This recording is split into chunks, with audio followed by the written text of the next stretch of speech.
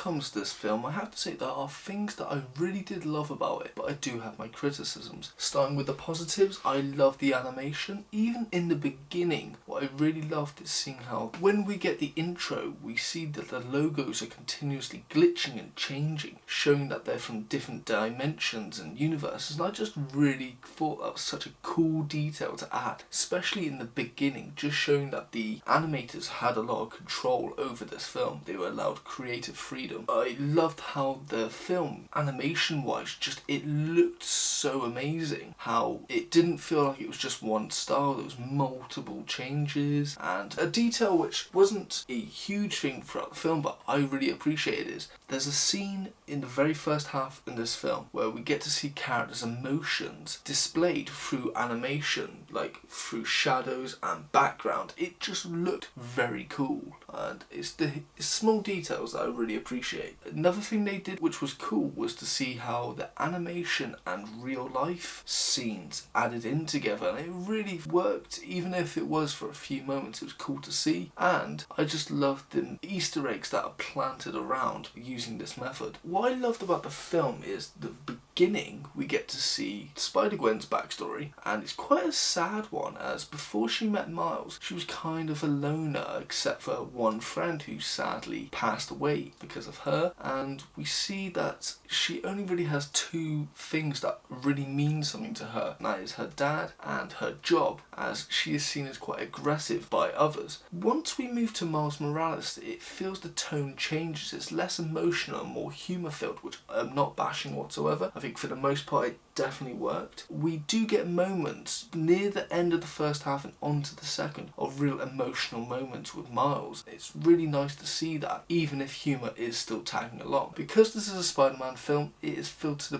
brim with humour, which again for the most part I really did enjoy. I mainly enjoyed how they referenced memes and old TV shows with their animations and somewhat mocking it. I thought that was really cool and quite awesome to see. When it comes to the fight scenes, I really thought they were quite unique, not one feeling the same. Whether it be Miles Morales going after a small-time criminal stealing a handbag, or with Spider-Gwen going after a version of the antagonist Vulture, or even the main antagonist of this film, they all felt so different, which was really quite a unique thing to see. Throughout the film as well, we also get to see many twists happening, and I think that was really interesting to see, really keeping the audience on their toes, and they did this from somewhat the beginning all the way to the very end. As much as I loved those parts of the film, I do have my criticisms. The first one being that I felt the film's first half, again to me, was very long. It felt that to the point that I nearly fell asleep in the cinema. It's during the second half it really picked up the pace, it became more intriguing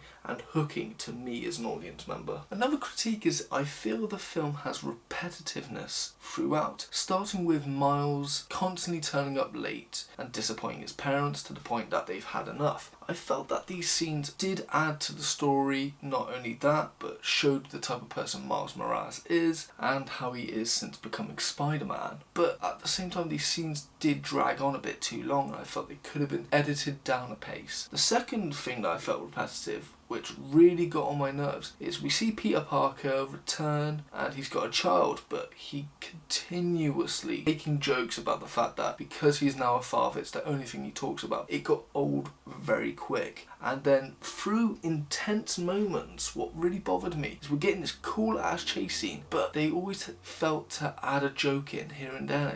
It felt tacky to me. Another criticism is the Spot, who is the villain of this film, started off so well, but then felt like a backdrop during the second half, which I didn't quite get. Obviously I know they're building up to the third film, but yeah. Now my last criticism is about the ending, and whilst I did enjoy it, I just felt that it was building up to something so big only to end on a cliffhanger. It just really irked me, as whilst that works brilliantly for television, I don't know about film, it does bother me in a sense. Still don't quite know how to take that. Overall, I really thought this was a beautiful film. From the animation perspective, I still think it had an intriguing plot and I love the characters. This film definitely has replay value just because of the Easter eggs alone. I think the film had great moments of emotion, but at times had unnecessary humour just added onto it. For those reasons alone, is it good? I'd say it's quite good. Rating wise, it's a 7.5 out of 10.